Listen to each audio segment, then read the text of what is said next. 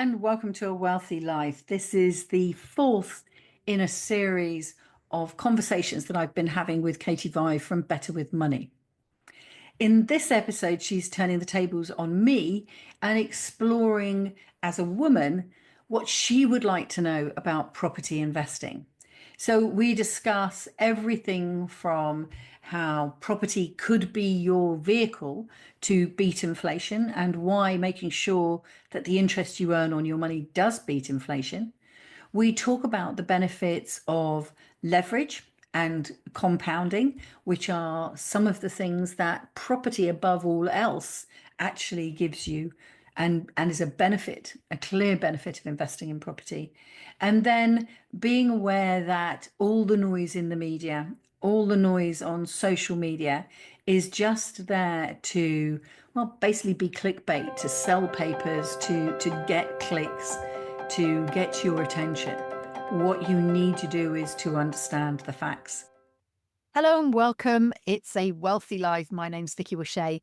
And for the fourth and sadly final time for now, we've got Katie Vye from Better with Money with us today. And Katie's going to turn the tables on me while we talk about how you could use property to build long-term financial wealth and how it can be stronger by leveraging and compounding. So really cranking up what we've been talking about. So last week we were talking about language and barriers to women in particular in the financial sector because of the lack of knowledge. And now we're going to just put you on some steroids. So Katie, your turn to, well, first welcome. Thank you. Thank you. And thank you very much for agreeing to do this. So it's your turn to turn the tables on me now. So go on then. What do you want to know about property? I have been super excited for this one because I'm sure as many of the listeners will share the same enthusiasm. I have lots of my own questions around how do people do it? And it's the best way to sort of get into property. So I'm absolutely thrilled to be able to ask some questions and also learn, Vicky, from your expertise. I know we've spoken a lot sort of in previous podcasts around sort of women and money and sort of building of wealth, financial literacy, and all the importance that sits around sort of setting our own goals and expectations to be able to have a healthier, happier, and financially secure future. But in terms of, if I think about my role at Better With Money and many of the conversations that I have with employees, the one question that always comes up is around sort of property investment and why. People are really encouraged to sort of want to build portfolios and how they can use that really as part of their overall sort of saving and investment strategy. So I was going to pick your brains. I was going to ask some questions on behalf of myself and the listeners. And the first being, we talk a lot in a financial setting around inflation sort of versus interest and why it's really important to make sure whatever saving or investment that you're part of, that it's making you more than inflation. Obviously, property is a great example that can be used there. So could you share some of your sort of insights and wisdoms around that? Okay, so in keeping with the last episode where we were going to make sure that we unpack all these pieces of language, let's just look at it for 1 second and break it all down. So inflation, what is inflation? Well, that is basically the cost of living. We talk about the cost of living and we've had a cost of living crisis and there are figures, for example, I've forgotten this. What's the name of the CPI? Consumer Price Index. That's it. See, I would like had a whole dyslexic moment of trying to get the letters in the right order. So there's the Consumer Price Index and there's the Retail Price Index and all those sort of numbers. But basically what those numbers are saying to you is how much money is the same shopping basket this year, this month, costing compared with last month, last year. And so you can see this percentage figure going up and down. Overall, if you ask and you go back through the history, people will tell you it's on average in the UK 4%. But actually, I was looking at some statistics for a talk that I was giving. And back in 2015, 2016, the rate of inflation was just 0.5%. So you would be a winner there. That would be great. But in 2022, and we knew some of that is to do with the whole Liz Trust and everything else that was going on, inflation went up to 11%, averaged at 9% for the year. So why is that an issue? Well, first off, what we're effectively saying is that your basket of identical shopping is now costing you, on average, 9% more than it did earlier in the year. So where are you going to find that extra 9% of money? Maybe 9% doesn't feel like a lot because on £100, it's £9. But what if that was across everything? And it is. It's not just on your shopping. It's on your petrol. It's eventually on your life insurances. It's on the cost of your car. It's on your clothes. It's on everything. It's even on your Wi-Fi, your phone, your Netflix, and all of that sort of stuff. You'll have seen the prices rising.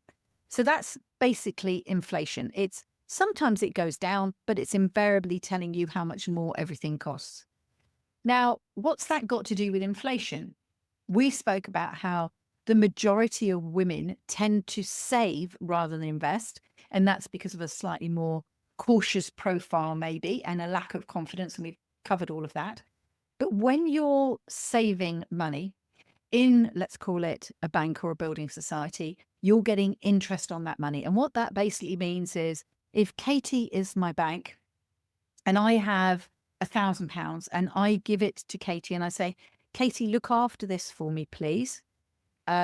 She would, no problem. But actually what's happening is Katie is a bank and she's saying, Vicky, would you lend me that £1,000 you've got sitting at home under the mattress and it's doing nothing?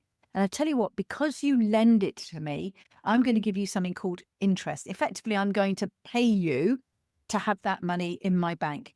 And what I'm going to do, not that you're ever going to know about this, is as soon as you lend me that money and I'm going to pay you a bit of interest, I'm going to lend it out in the form of a mortgage or a bank loan to somebody else. And Katie's very clever as a bank. So what she's going to do is give me as little savings and interest as she can and charge out in terms of mortgage costs or loan costs as much as she can, because the bit in the middle is her profit. So she doesn't want to give me 5% interest and loan the money out for 6% because it's just not worth her effort doing it. So she'll be loaning it out for 5, 6, 7%, depending on the type of loan you get. But she's probably only, if she can get away with it as a bank, going to give me something like maybe 1% if I'm lucky. And there's some actual stats here that I have done in February. And as of February 25, if you had just money sitting in a regular Barclays account, it could be any high street or whatever account, you would be getting 0.76% interest on your money. That would be the fee that they would be paying you for leaving your money in their bank account. And let's be honest, don't be under any illusion. That is not a stack of notes sitting in a folder with your name on it. That's just gone into the system and you're just a note on a chart that if ever you want that money back out, they have to pay that back to you. And of course, that's what happened with Northern Rock. If we go all the way back to 2007, 2008, too many people were asking for their money back and they couldn't get it back out again.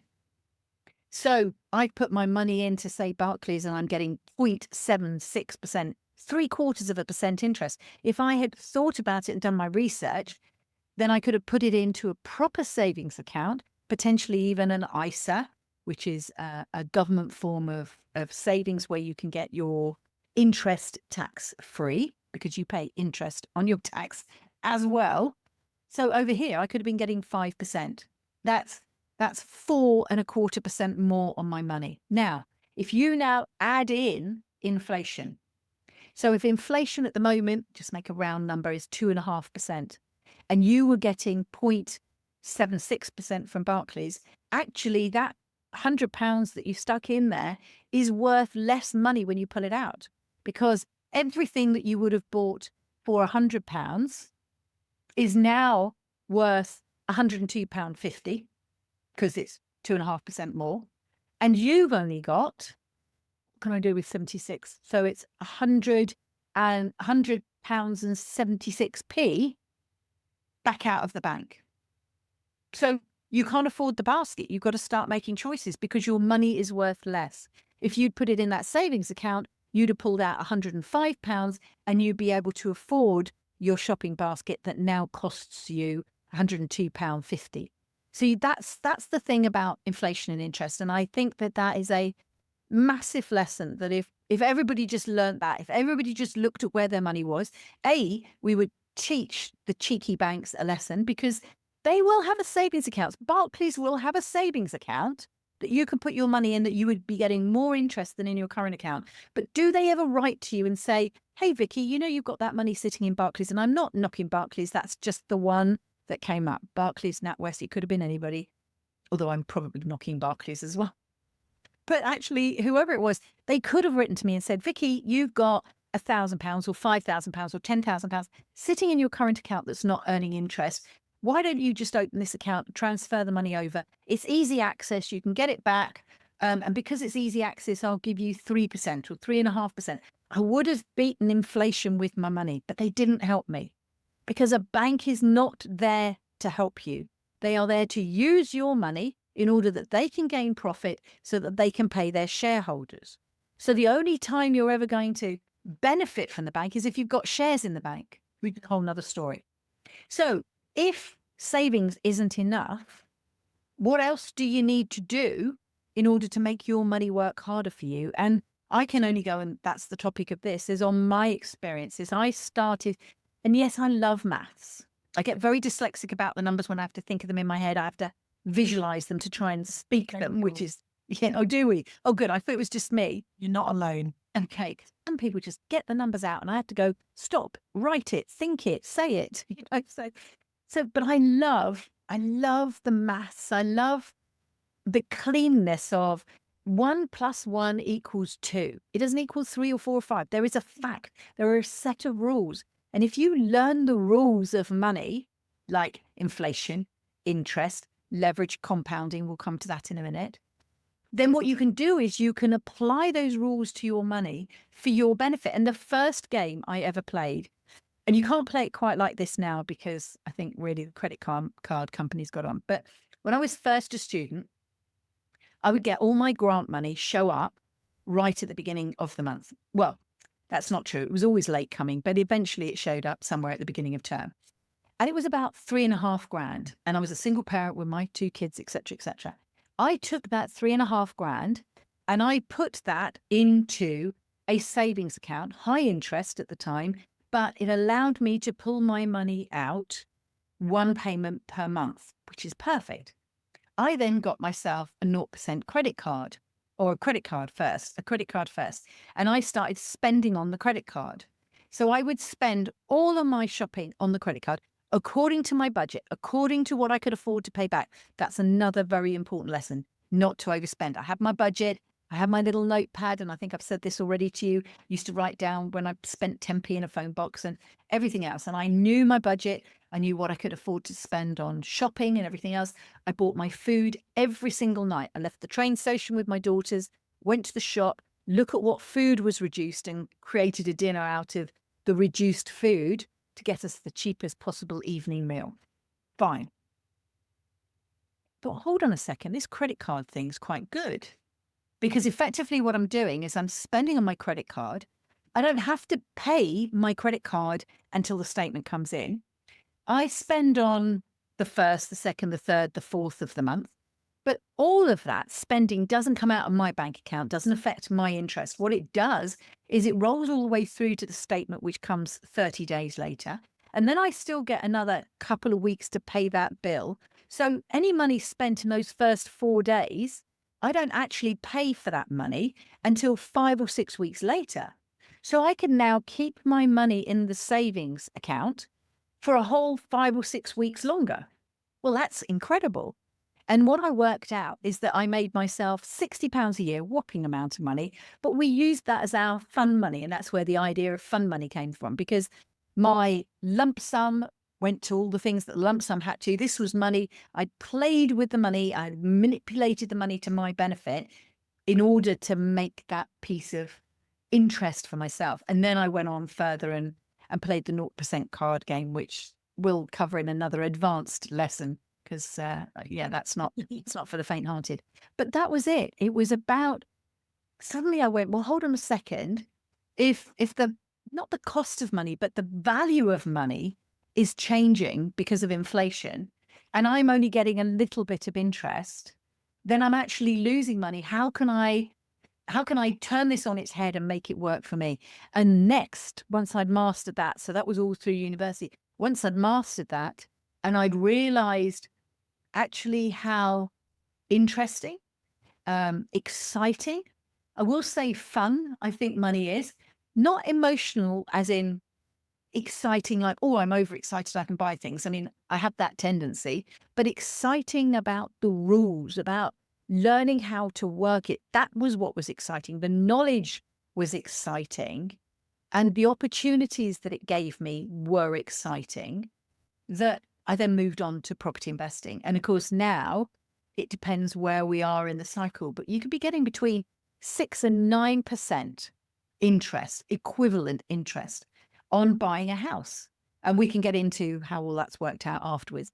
But effectively, that's what I then went, well, hold on a second. So I can now get 4 or 5% saving the money in the building society, or I could take that same money and instead of putting it in a brick building society, I can put it in a brick house that I own.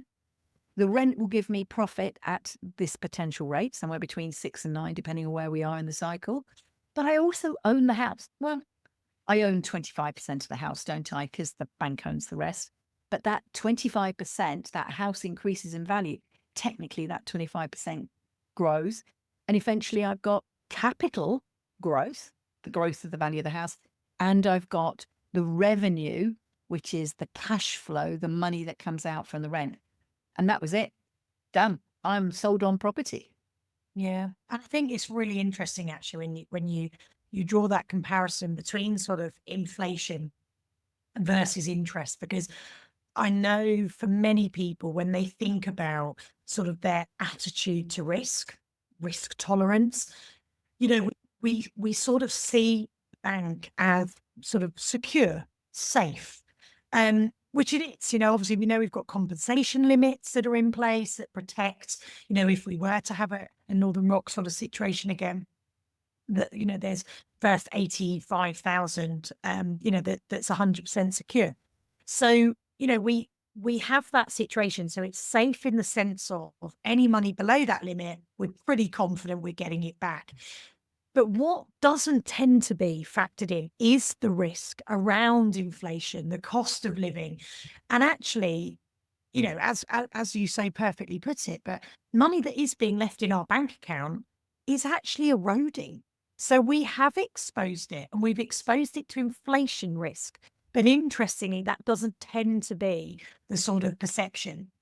And I think you raised a really interesting point around sort of banks and arguably, you know, they're operating as a business, you know, so they are operating as a business. There's absolutely nothing wrong with that. No. What we need to do and what we want to do is encourage listeners to also act as a business and think about their own best interests and the way in which they can sort of mitigate against that. And like you said, one of the kind of extension to that is to then start looking at how can I do more? How can I protect against that? Well, then actually, you know, that's where property can form part, you know, of that sort of saving and investment strategy. Now, you mentioned two kind of words I'm just going to pick up on because conscious as well that through sort of earlier podcasts, we spoke about financial literacy, helping people to sort of demystify some of the perceived complexity around financial services and some of our jargon that we use. So you mentioned sort of leverage and compounding. Could you just go into a little bit more detail around that? Just give us sort of an explanation around it. Which shall I start? I'm going to start with leverage first. So leverage as in to lever, to make it easier to lift something by using a pivot point. You know, if you can imagine that stick and you want to lift the boulder, it's easy. So what is the thing in the middle that we can leverage money off of?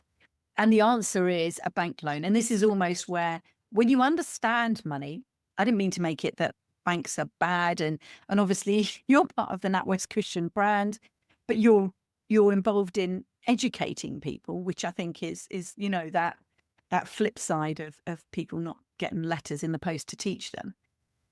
So leverage is where you can actually go to the bank and you can say to the bank, can I borrow money? Now, you can say, can I borrow money for anything? So here's Katie. She's my bank. Can I borrow money? And she's going to want to know that I can afford to pay it back. So she's going to want to check my wages and that sort of thing. She's got to want to know that I know how to handle money, which is really what your credit report is all about. So managing your credit report is really important. And then she's also going to want to know details of what it is that I want to invest in. So, Katie, can I borrow some money to buy cryptocurrency? So you're going to say no, because there's no way that you're going to let me buy. Katie, can I borrow some money so that I can put a bet on a horse? You're going to say no. And there's a whole range, and we could be going for hours on things that Katie will say no to. But what she will want to say yes to is something that is a tangible asset, something that is real, that can be touched, that if she lent me money, she could put a charge against that particular asset in order that if I don't pay, or even if I'm late to paying, she could then threaten me with taking that asset away from me.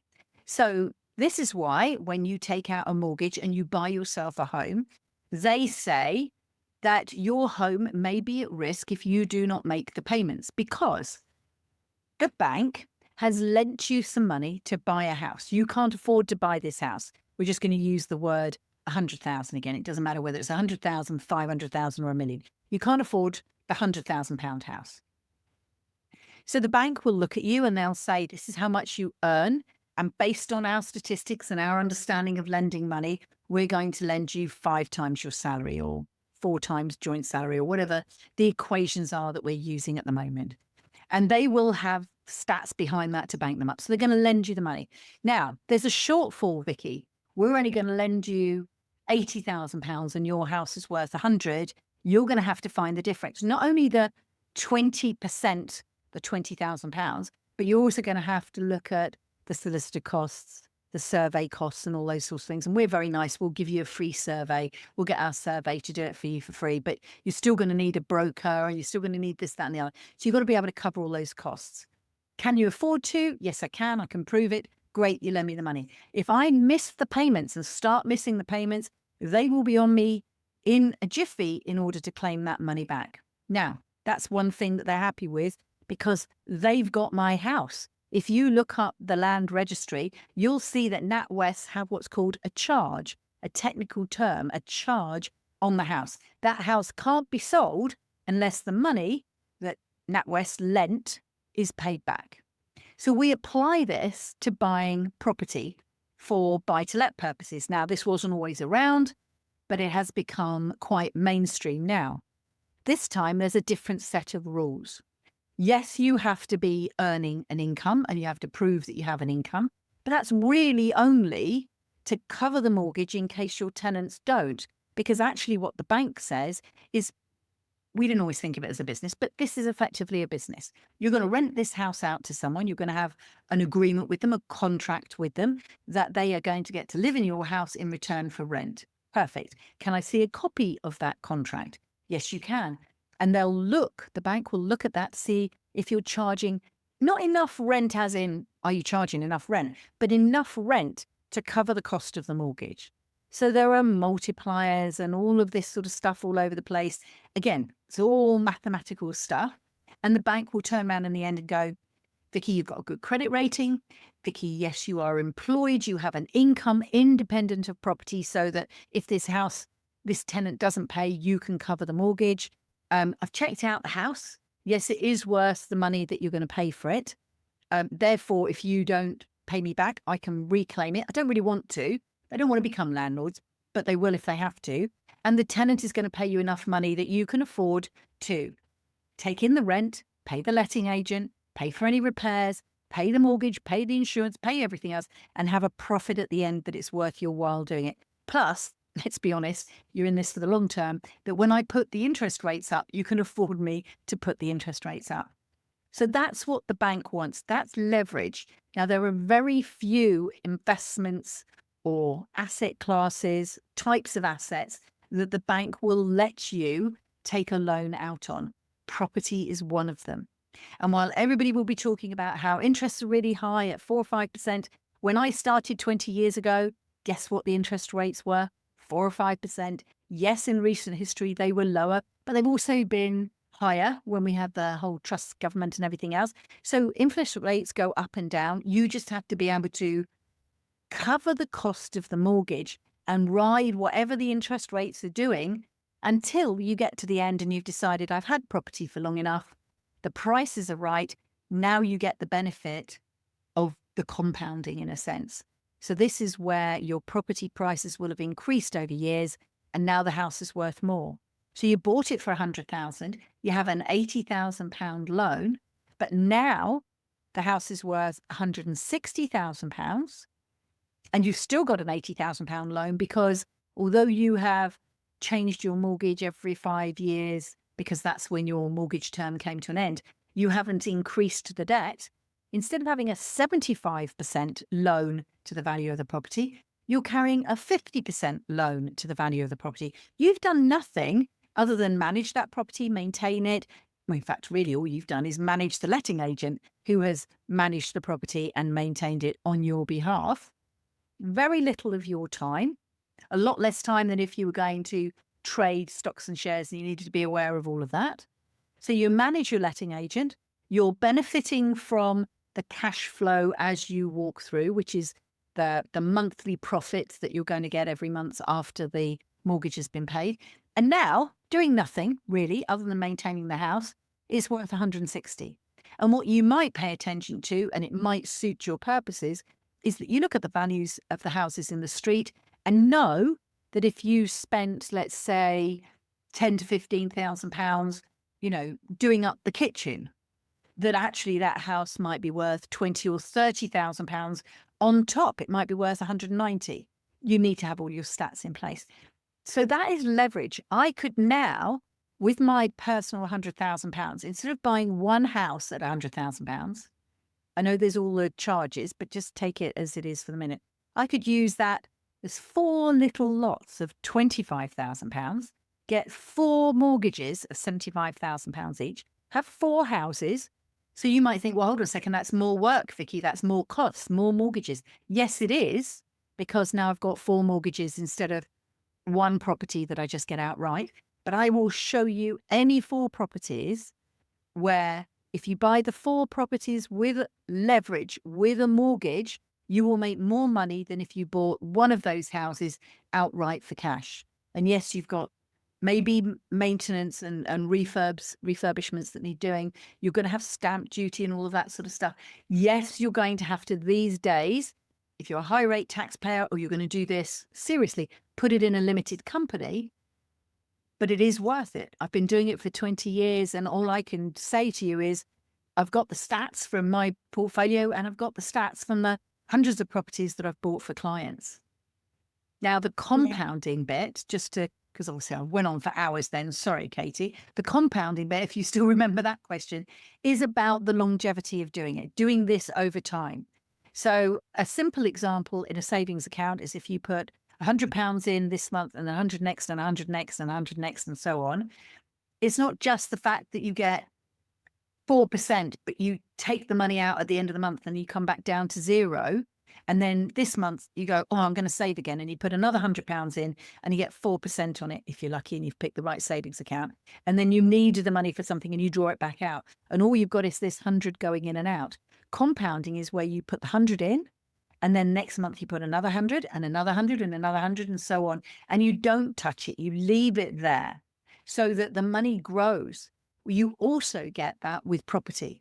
If you don't keep buying and selling it, you buy it, you hold it, you have the tenant in all the way through. First of all, you're not paying all the buying and selling costs all over again. So all of those costs come out, but you are then holding on to it and just allowing the fact that we live on an island, the fact that we have a housing shortage, and even if the government somehow miraculously, and this is a whole nother podcast, ever managed to build enough properties to solve the housing crisis, there is always going to be a need for rental properties.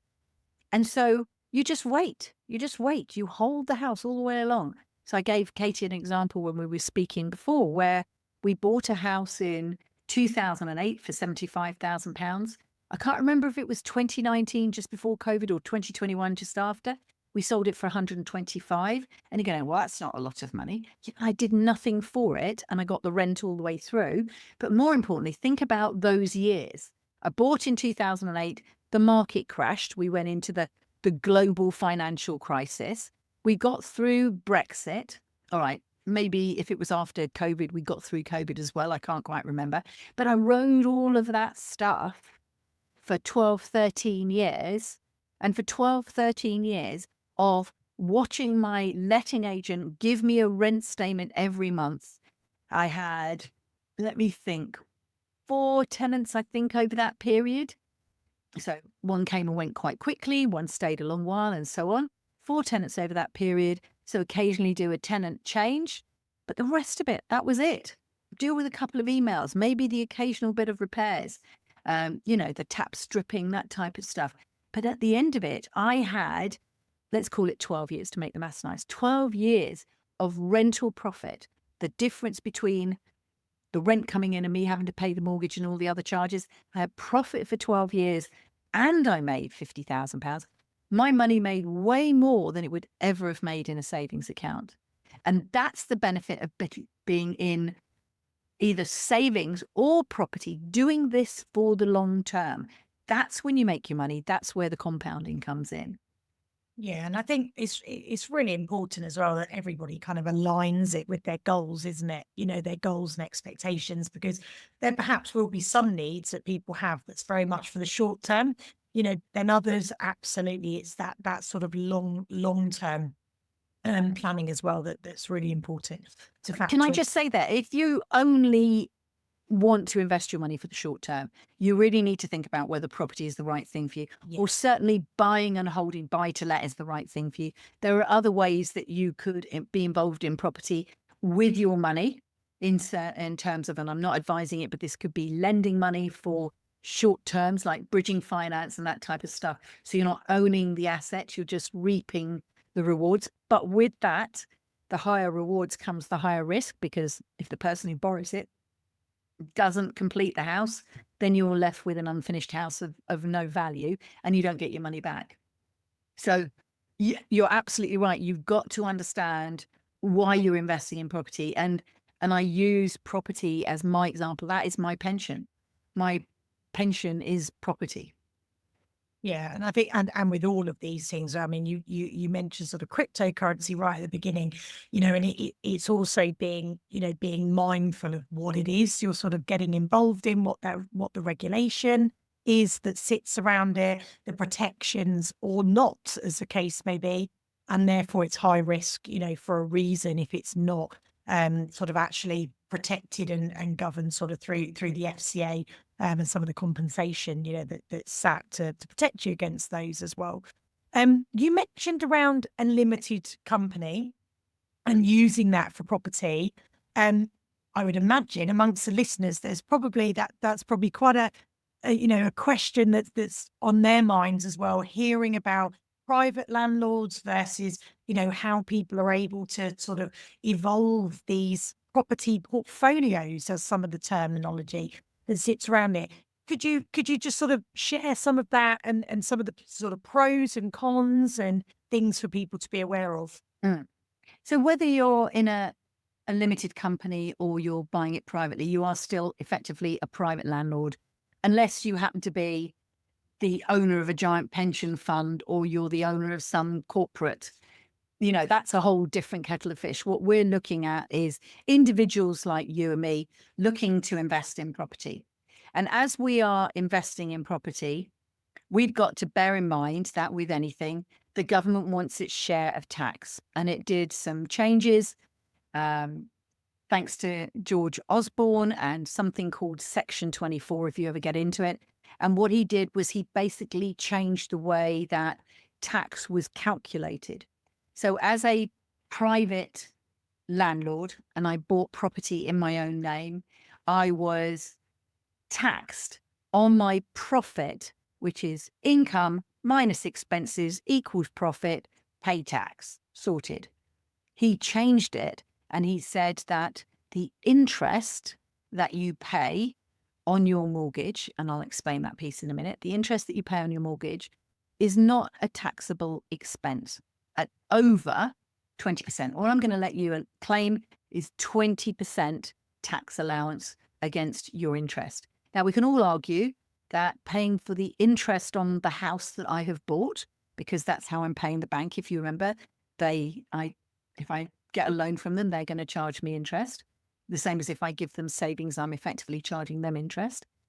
So if I get a loan to buy my house and I pay interest on it, that's just the same as if I was a taxi driver and I got out a loan to buy my taxi, or if I was some sort of manufacturer and I got a loan out to buy some equipment, that's the same.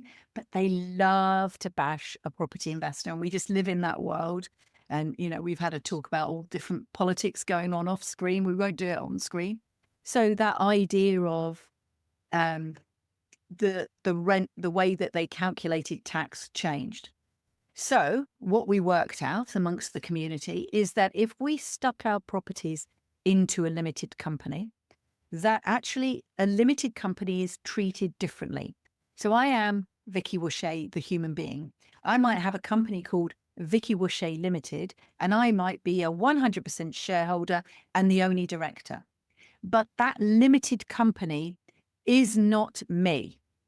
Me, the human, is a director. Me, the human, it's not English, but you know what I mean, is a shareholder.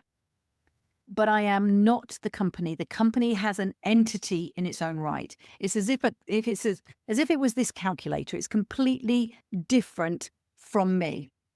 And a company is treated in a different way. So it has different accounting procedures and processes, and it has to be registered on Companies House, and it's treated for tax in a different way. It's very much about profit and looking at what constitutes profit. Within the limited company, your interest is allowed to be claimed as an expense at whatever the prevailing rate of a company is. And roughly it goes up and down, and it's 19, and it depends how much you earn. But let's call it 20%. So you're in a company that's going to get 20% tax on the company's profits. Well, if I was an individual in a high rate paying job, so I get a job in the city somewhere or whatever else, and I'm earning over 50, 60,000 pounds and I pay 40% tax, any personal properties that make a profit come and sit on the top of my wages, and therefore I have to pay 40% tax on them. If those properties are in a limited company, I, the human being, only pay tax on top of my wages if I take the money out of the company. Well, I don't need to take the money out of the company because I can live on my wages. That's the first thing. So the money stays in there, then the company just pays 20% and we don't pay any extra tax on top of it. But the other thing that you've got here is not only are you changing the way that you're looking at taxes, but you've got certain allowable expenses against your company. You've got all of that going on. And it's a more complicated way of doing things. But I don't think that that's such a bad thing, because it then makes you really think, well, hold on a second. I'm not just buying a house and then I might pay attention to it, and I might check the rent statement, and I might check the bank statement, and oh dear, the tenant's been late paying the rent. What should I do about it? And I don't know that there's any changes in the legislation, and you're treating it very much as a hobby, as something that, you thought was a good idea, a friend did, or you saw an advert and someone made it easy for you to buy, but you haven't really thought it through. Versus, hold on a second, if I've got to set up a limited company, I need to understand what I'm getting into. And the property accountants that I work with, and anybody who's listened to the podcast will have heard Craig, and I think he might be coming up in the future, or we've just had him. We might have just had a podcast from Craig. Craig is both an investor himself, but he takes you through an education process so that you understand the implications, your role as a director of a limited company, what's required of you in terms of doing the accounts, what's allowable and what's not allowable. And now your houses sit inside this box of a limited company. So you can't just choose to do what you like. The company makes the decision. So there is a degree of separation that has its benefits if you're a high rate taxpayer, or if you're going to buy a lot of properties. But it's also on the other side of things where it demands more of you. Okay. So it demands more of your attention. It demands keeping your accounts in a proper way, submitting your accounts in a proper way. But it does have its benefits. The one downside is that the lenders, again, will charge you more money for buying a property, borrowing the money through a limited company than doing it personally. But actually, it is still worth doing it that way round. Yeah, and I think, we sometimes in a financial sense, we talk around intergenerational wealth. So that can be a sort of, a caption that circulates. And for many employees, if people have got children, or if we've got listeners joining us today that have got children, they'll be thinking about some of those opportunities of almost, building a legacy that can sort of be passed on if they're in a financial position to be able to do so. And I think also through even recent budget announcements at the time, before we heard sort of last year's autumn statement, we had lots around inheritance tax and what was that going to mean, and lots of fear around that as well. So when we then think about a limited and the opportunity, have you sort of worked with clients that have, purely kind of structured this in a way so that they do have something viable to pass on to children, that they can use it for different kind of funding purposes for their children? What's sort of been your experience with that angle, Vicky? Loads of parents want to do that. And the first thing I say is don't. And part of the reason, there's several reasons. So one, do not put your young children as shareholders on your limited company because it's too complicated. You have to be very careful. There's a difference between what an accountant can do for you and what a broker who's going to get you the loan and what the lender want from you. And you have to make sure that the two work together. So it's very important. And if we take your nuclear family, mum, dad, 2 kids, mum and dad become the directors and the primary shareholders, and they need to, I would go with a good 85% of the shares. If your children are old enough, you might allocate a few shares to them underneath, but you would take advice from tax and property accountants, people who understand it professionally. And that's why I work with Craig, because as an investor, he knows what the lenders are looking for. So we don't set up companies in the wrong way. So that's the first thing. The second thing you've got to think about is, as much as you might want to leave your property portfolio to your children, they might not want it. So depending on the age of your kids, you've got, and how long you're going to live. So let's actually make it a bit longer. But you've got, 10 to 20 years to start educating your children about this thing, this property company and the benefits. And, we get to go on holiday because of the money in the property company. We can do this, we can do that, we can do the other. So you educate them on the benefits. You also educate them generally in terms of money, which is all the communication stuff that we've been talking about anyway. But then you need to go a step further and go, well, hold on a second. I don't know about you, but I've got no intention of popping my clogs anytime soon. You're quite young anyway, so you don't want to be thinking about popping your clogs for a good 60 years. Well, in 60 years from now, your kids are 64 and 66. Are they really going to need help from mum and dad? Chances are, because we actually live a lot longer these days than we think, that you're not only going to be a grandmother, your children will have children, you might even be a great-grandmother. And so thinking about how you pass down that inheritance is a bit more complicated than making a decision today. If you set the company up in a way where shares can be allocated out afterwards, then that's a much easier thing to do. So it's not just about your kids, but where it does come into effect is, let's say let's pick you, Katie, if you don't mind. So there's you, and then there's your young family, and you're thinking, right, I want to invest in property. I'll do it in a limited company because I've heard what Vicky said and I've done all the research and how it applies to me, and that works best for me. Good. So you've got this limited company and you and your husband are directors and la, la, la, la, la. And you're thinking, this is great. This is going to be money for the kids in the future. Why don't you use some of that money for you now? And there's several ways that you can do that. So first off, all of the money that comes into the company, if you don't take it out, and you let that cash flow accumulate, that could buy you another house in 4 or 5 years from now. So then you'd have 3 houses, and then maybe in another 3, 4 years from now, you'd have 4 houses and then 5 houses. And maybe by the time the children are 10 years old, you might have 7 or 8 properties. Do you want to keep all of those 7 or 8? Are all 7 or 8 still performing? Are they all performing at the same level? Is there one that maybe the rent hasn't gone up as much, or maybe there's one where the value in the area has gone up? Do you remember I talked about rising prices? That there is one property that has gone up in value in the area, but actually needs a refurbishment. And what you could do is spend a little bit of money, refurbish it, and then what you could do is sell it. That money would come back into the company.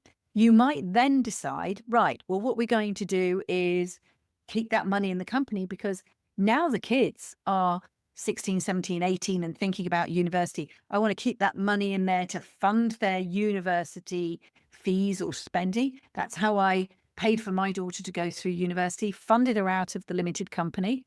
She gets 12.5 grand a year, 0 tax, because that's her tax allowance. So instead of mum Vicky giving her 12 grand or giving her, 15 grand, but after tax became 14 grand or whatever it was, I only employed her in the company and she did work and I paid her out of the company. So it became an expense to the company. It reduced the profit and therefore the tax that I had to pay in the company.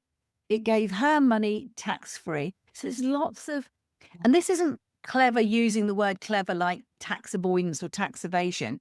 This is understanding the rules. So my mobile phone, literally all I do on my mobile phone, we talked about it before, is I make calls, obviously all for business purposes. I deal with my emails, I post my social media, and I scroll through social media to see what other people are up to. And that's it. So the majority of my use of the phone is work related. So it goes through the business. The Wi-Fi goes through the business. I buy a microphone to do my podcast.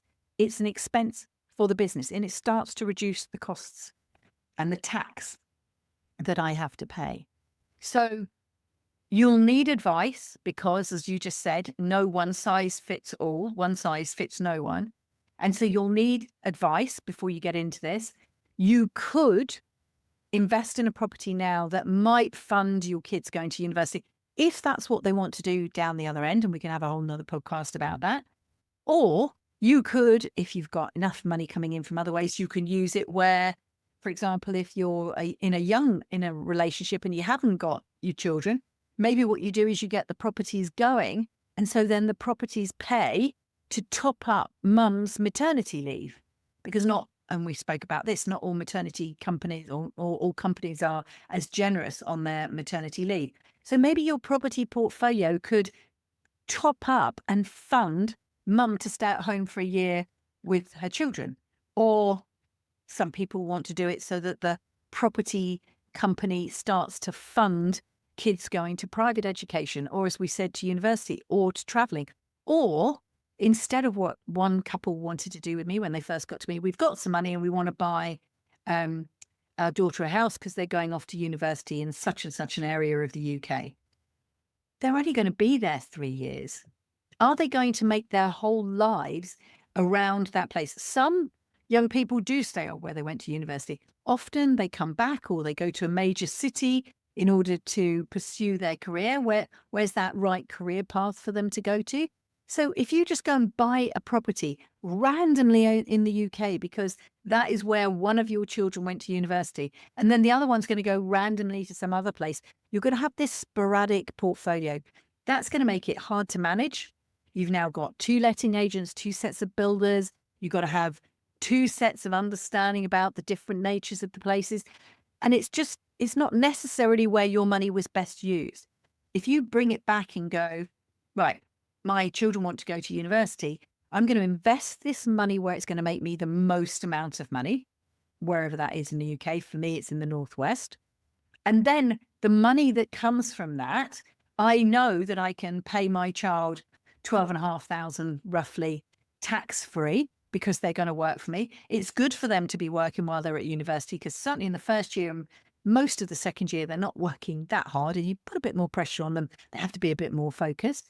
They can earn their income and then they can pay their rent to live wherever they want, and they'll want to live with their mates, and that's fine. And so you're starting to then build a portfolio where it's mathematical sense, not where it's emotional sense or anything else. But wherever your child is, it's being funded through the business that you have created.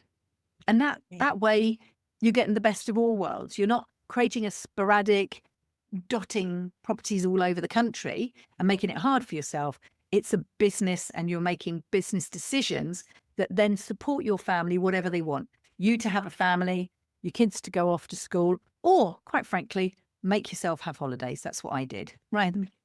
Yeah, that's it. I mean, we're very much focused here on sort of intergenerational wealth, thinking about children, but actually, it's thinking what you get, from that. And I know we've spoken before around, there's a reason why, when we first board a plane, they say, put your own oxygen mask on first before helping others. And I think naturally we always are concerned around how are we going to fund, it could be university or, how can we give them something, to help them on the ladder themselves, but actually it's making sure we also, are having the sort of opportunities and able to fund. Vicky, thank you so much kind of in there around, gosh, even my own to-do list and my conversation at home is going to be quite interesting when I get back this evening myself. But just to finish, obviously lots of, positives we've spoken around the fact that sort of savings in isolation is not going to keep pace with inflation. We know that. So it's thinking about perhaps using property investments as a way of sort of securing your family's future, but also making sure there's that potential for that real rate of return.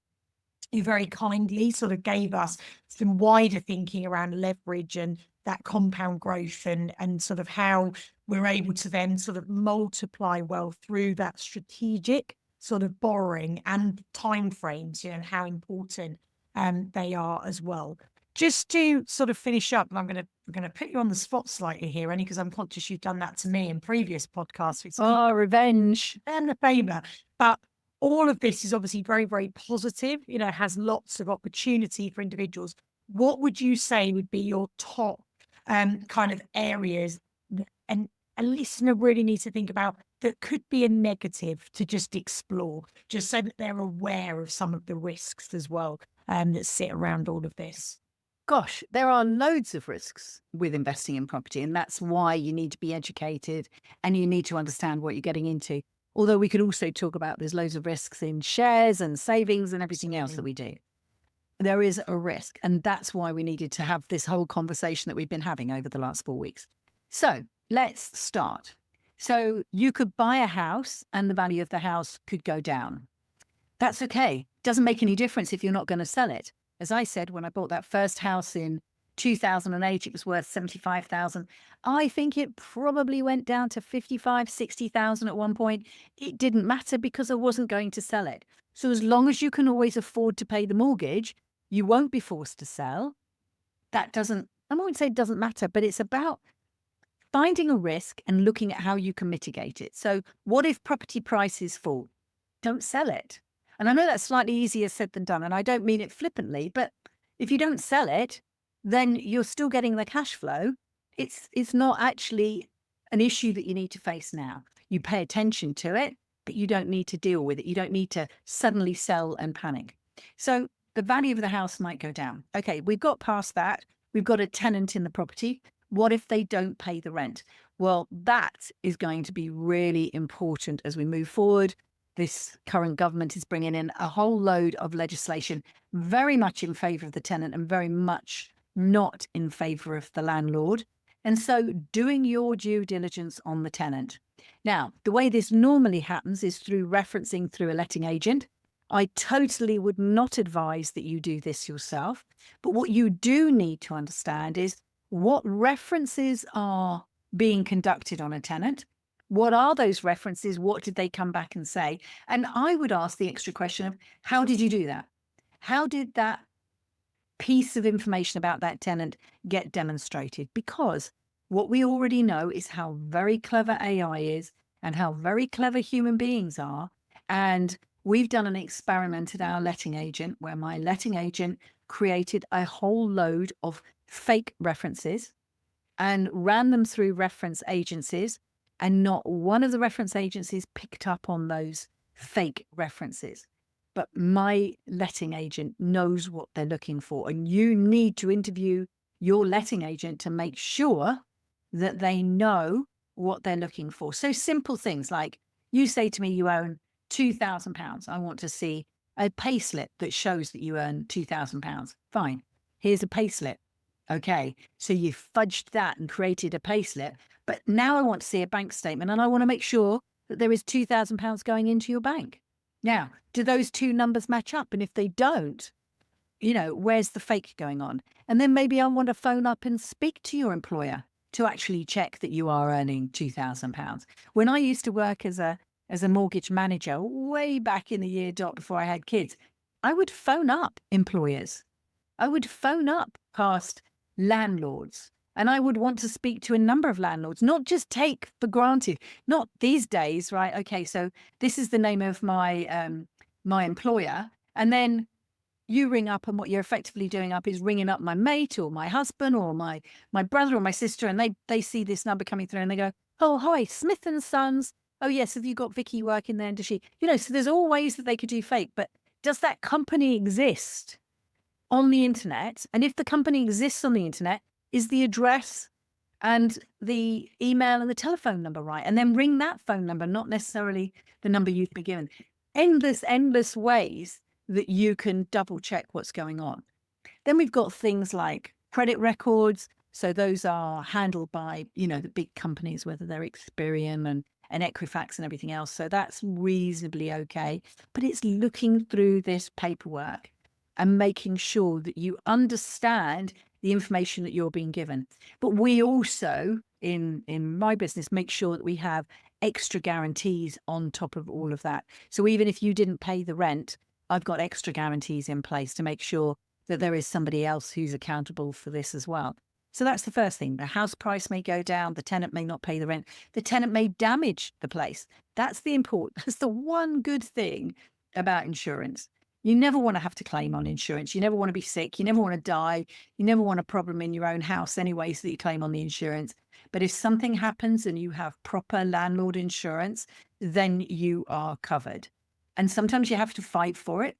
But again, that's part of the stuff that I do with my team, that we've got all of that well covered. So they could damage it. They could maybe not pay. What else could go on? Government. There you go. The government could change the rules. Sadly, that you can't mitigate against. And there is no way really of guessing what the government is going to do, other than they are endlessly going to be hammering at landlords as a way. And if you really want to do a bit of the conspiracy theory here, it's because they want the big corporates that have got the powerful lobbying to be able to buy out, and they want to get rid of little people like us having, 5, 10, 15, 20 properties. They don't like us doing that. Not completely sure why. You'll possibly remember the very famous Keir Starmer conversation back in late 2024, where he talked about people who invested in property don't work. He wants to support the workers, and landlords aren't workers. And I would say that we do work. We do work. And not only that, we're not only workers, but we are employers, because without us, there aren't the letting agents, the builders aren't doing the work. We're not getting the electrical certificates and the gas certificates and everything else that needs going on. And we're not buying the houses that's keeping the estate agents in place, that's keeping the solicitors and the accountants and the mortgage brokers and the lenders all going. So we are actually quite a vital part of the economy. So that's just my little rant going on there. And I think the key thing is, if you're worried about something, it's either a real worry, in which case you need to understand how to mitigate it, or it's a worry that's really driven by a lack of understanding, in which case educate yourself. And I think above all, the big thing I would say is and we've bashed social media so many times, and then I'm endlessly on social media, but really being aware of the negative influence of social media in two ways. One, there are a lot of people out there selling property training, properties themselves, and you need to do your due diligence and be clear that you really are getting the deal or the investment that you think you're getting. I spent a lot of time with a British woman who'd moved over to the States who got caught with a property company who were going to sell her a deal that when I looked at it, there's no way that that property was worth the amount of money they were going to sell it to. They said she could remortgage it. There's no way that they would ever get the value within 3 months. They were then going to lend her the money on bridging finance at, a very high interest rate in order to facilitate her to buy a house that she was never going to be able to remortgage to pull her money back out. And she was paying a fee for this, a membership for this, the price of the house. Then they were going to manage it, and then they were going to lend her the money. And I think you've really got to be very careful when all of that is going on and do your due diligence. So be careful of that. But I think also not just social media, generally the media. So, and I don't know how you feel about this and whether you heard this at the end of probably last month, I think it was, the interest rates came down. And a certain politician was on the news going, this is great news for the general public that interest rates have fallen. And my first thought was, how? How is this a good idea? Because at what point in my life does what the Bank of England do affect me directly? It affects me if I take out a loan, or if I happen to be about to take out a mortgage, but it's not going to affect me generally. It will affect maybe companies who are taking out a loan, and eventually it might trickle through to my cost of living. But I'm not going to see the immediate benefit of a quarter or even 0.5% drop or even increase in the Bank of England base rate directed on my life right now. So that didn't work for me at all. And then they brought on somebody who was about to go for a remortgage. So their mortgage was due in about 5 months from now. And they said, and this is just a general member of the public, this is not somebody with any background in anything. This is just a random householder that they've interviewed in their house, turned around and said, well, I'm going to take the risk and I'm not going to apply for my mortgage now in case the interest rates come down again. And I just thought, that is irresponsible news reporting, because actually what that person should do is go to their lender and secure a mortgage offer now at today's rate, then check again in a month and see if the rates have changed. And if they have changed, jump in there and get that mortgage offer revised to the new rate. And we did this on one of our properties. So I knew my mortgage was coming up for remortgage. I went to my broker. I got my interest rate secured. I can't remember if it's 3.1 or 3.2. If I had come out of my mortgage and I had not remortgaged, I would go on to something called a standard variable rate, which is just the bank has created a different way of saying, this is what you'll roll on to. I'm going to give you this rate for now, but this is what will happen after the time's up. And that time's up rate was 8.6. There's no way I wanted to go on to 8.6. So I secured an offer at 3.1. And then the Conservative government changed, or the Prime Minister at the time changed. Interest rates did change. They did ripple through. Again, only affecting people remortgaging and buying houses, not anybody else, unless you were on some sort of standard variable rate. And that rate went up to 6%. And one of my clients didn't do what I suggested and didn't speak to the broker and didn't secure their mortgage and ended up having to take a mortgage at 6.2% rather than rolling out onto 8 or 9, because that was better. That was the only option they had. And I had got in my purse the 3.1 offer, and I completed a week after on 3.1. So that's what I want to say about the media.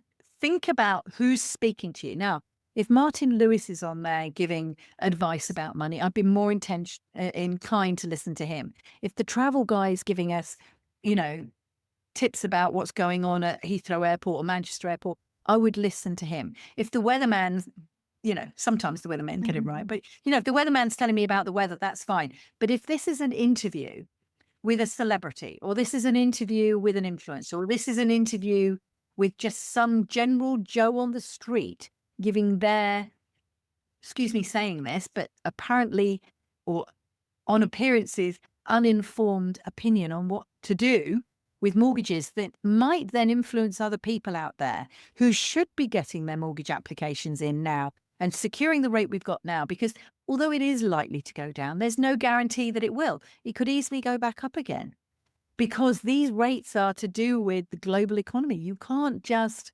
rely on what's going on in our little world. And of course, we've got Trump in our bigger world and all these other things that are going on. So things can change on a knife edge. Why not secure what you've got now? You can always improve on it. And if it does go up the other way, you've got something better in your hand. So that's what I would say is beware on social media and beware of media. Take advice, get educated, speak to people. Never take just one person's word. You listen to my don't just listen to my podcast, listen to other people's podcasts. And then if you resonate more with what I say, then come back and have a conversation with me. But if you don't resonate with what I say and you resonate with someone else and you've checked them out, then that's absolutely fine. But fact check stuff. Yeah, I think that's particularly important as well for the current climate we're in with, social media, and like I said, influencers, these are professions now, that people are in, and they are being paid to sort of promote products, services, offerings. And it's, it's about, like you said, sense checking and understanding that person potentially is just being paid to have a narrative. And if you actually ask them, they may be using different products and we've heard many a scandal now that's come out where some of those influencers have been held to account, as well, particularly in forex trading, cryptocurrency, land and things like that as well, where actually, it can influence the market. But it's being used quite strategically, for that reason, to sort of drive that buy and sell mentality through the popular face that's behind it all. So I think that's very wise to sense check everything. I have no more questions, Vicky. Like I said earlier, I am armed with so much kind of thoughts and knowledge from conversations, even in my own household. So I have no doubt that your listeners will have taken so much from that as well. But I will hand back over now to you. But thank you so much for sharing all of that. Thank you very much for priming me with all of your questions. And of course, if you want to have a call, just like my listeners, you are welcome to book a call, and the link is there. Although obviously you've got my mobile number and we can just make a plan. That's absolutely fine. Thank you very much for your time. I have loved speaking to you over the last 4 weeks. And I think that we maybe need to make this a regular a regular April or March and April sort of time that ties in with International Women's Day, so that we can do this again next year for sure. And I'm sure the world will be quite a different place. We'll see. Thank you very much for your time. So that has been Katie Vye, and you will be able to read her bio in the show notes. And if you are an employee and think that your employer would be open to putting on educational events for yourselves, then you want to get in touch with Better With Money. And we'll put lots of other links in here from the Wealthy Life community. Obviously, you've got the podcast, and we'll link back to the other 3 episodes that you might have missed. But for now, Katie, until we have a chat very shortly, thank you very much for all your time. I know I've asked a lot of you to book in 4 episodes with me, but I really, really appreciate it. Thank you very much. Absolute pleasure. Thank you for having me. My pleasure too. So to everybody else who's listening, what do I want you to take away from this episode? And I think if I can give you some insights, I would say that you need to beat inflation in whatever it is that you're doing if you really want to build wealth. Remember that if your savings aren't earning more than the rate of inflation, then you're going to be effectively losing money.